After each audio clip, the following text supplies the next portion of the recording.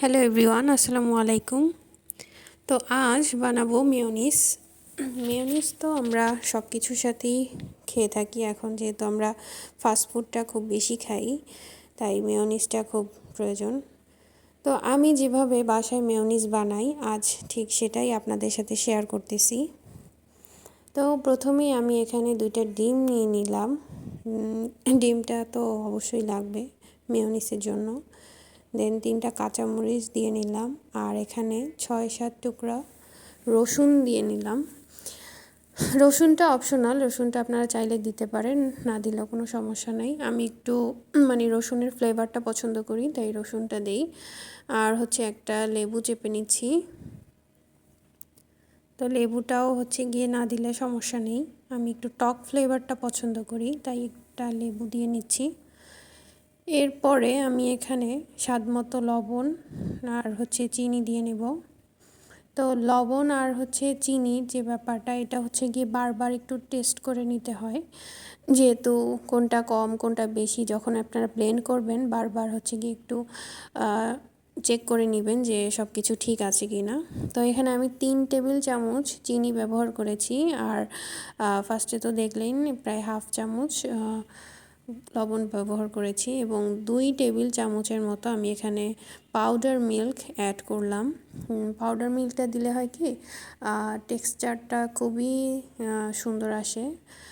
এবং এখন আমি অ্যাড করব বোম্বাই মরিচের মশলা, যেটা গিয়ে আমার খুব পছন্দ।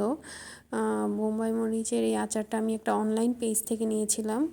তো এটার কিছু মশলা আমি এখানে অ্যাড করে নিচ্ছি। এটা দিলে ফ্লেভারটা খুব ভালো আসে আর খেতেও খুব মজা লাগে। তো এটাও পুরোটাই অপশনাল, চাইলে দিতে পারেন নাও দিতে পারেন। দেন আমি কিছু ব্ল্যাক পেপার অ্যাড করে নিচ্ছি। ব্ল্যাক পেপারের পর গিয়ে কাসুন্দি দিয়ে নিব 1 টেবিল চামচের মতো। দেন যেটা না দিলেই হবে না মেয়োনিজ, সেই তেল। আমি এখানে হাফ কাপের মতো সয়াবিন তেল অ্যাড করে নিচ্ছি।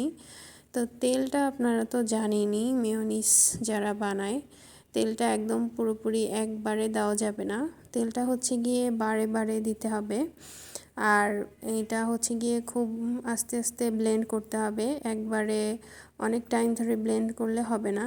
একটু ব্লেন্ড করে আবার ঢাকনা খুলে দেখতে হবে যে কেমন ধরনের টেক্সচার আসছে, লবণ চিনি সব কিছু ঝাল সব কিছু ঠিক আছে কি না।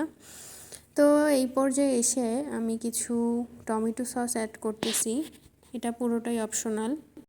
যেহেতু আমার মেয়োনিজের সাদা রঙটা পছন্দ না, তাই আমি কিছু প্রায় 1 টেবিল চামচের মতো আমি টমেটো সসটা অ্যাড করি, কারণ এটা দিলে একটা ক্রিম কালার চলে আসে, যেটা দেখতে আমার ভালো লাগে। তো এরপরে আবার কিছু তেল দিয়ে আবার আমি এটাকে ব্লেন্ড করে নিব। দেন এই যে ফাইনাল লুক আমার মেয়োনিজের। তো এই তো আমার মেয়োনিজ বানানোর রেসিপি আপনাদের সাথে শেয়ার করলাম। ভিডিওটি ভালো লাগলে সবাই একটা করে শেয়ার দিবেন। Thanks for watching.